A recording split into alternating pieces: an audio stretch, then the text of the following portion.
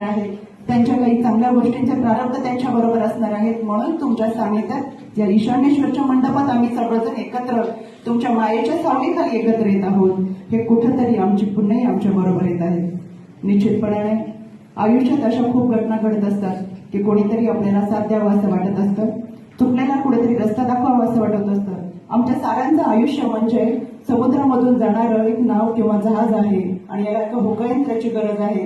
हे होकायंत्राचं काम तुम्ही आमच्या साऱ्यांच्या आयुष्यात करताय.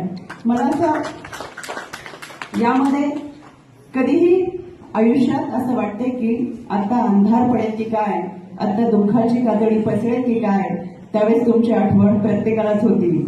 तुम्हाला भेटून गेल्यानंतर, तुमचा आशीर्वाद घेऊन गेल्यानंतर त्याच्यामध्ये जीव येते.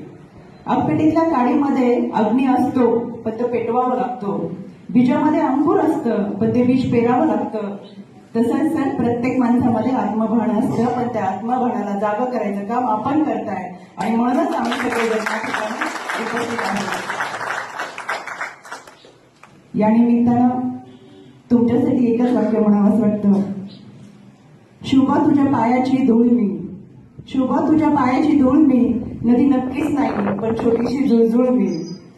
प्रत्येकाच्या मनामध्ये ही भावना असताना विदा कर्दीकर म्हणतात त्याप्रमाणे हिरव्या पिवळ्या माळावरून हिरवी पिवळी झालर घ्यावी, सह्याद्रीच्या कड्याकडून छातीसाठी ढाल घ्यावी, वेड्यापीच्या ढगाकडून वेडेपिसे आकार घ्यावे आणि हृदयाच्या प्रश्नांसाठी पृथ्वीकडून होकार घ्यावे. पिसाळलेल्या दर्याकडून उसळलेली आयाळ घ्यावी, भारावलेल्या भीमाकडून तुकोबाची माळ घ्यावी. देणाऱ्याने देत जावे, घेणाऱ्याने घेत जावे, घेता घेता एक दिवस देणाऱ्याचे हात घ्यावे. आपण आम्हाला भरभरून दिलं, आता काय घ्यावं हा प्रश्न पडतो. आमची ओंजळे देखील कमी पडती का आपण देत गेलात आणि म्हणूनच आमच्या सर्वांच्या वतीने अभिष्ट चिंतन सोहळ्याच्या निमित्तानं आपल्याला शुभेच्छा देत असताना आपल्या हातात एक कप चहाचा असला तरी त्या आईन्स्टाईनच्या सिद्धांतानुसार सर त्या एक कप चहासाठी 1180 माणसं काम करतात. म्हणजे आपण या समाजामध्ये आलो, या समाजाचे कुठेतरी देणेकरी आहोत, पण या सगळ्यांचे ऋण आपण व्यक्त करू शकत नाही. म्हणून जीवन मरण यामध्ये श्वासाचं अंतर हे 3 मिनिटाचं असतं. परत जर श्वास चालू झाला तर जीवन मिळतं, नाही मिळाला तर करता कविता तो असतो. निमित्त मात्र म्हणून आपण काम करीत असतो.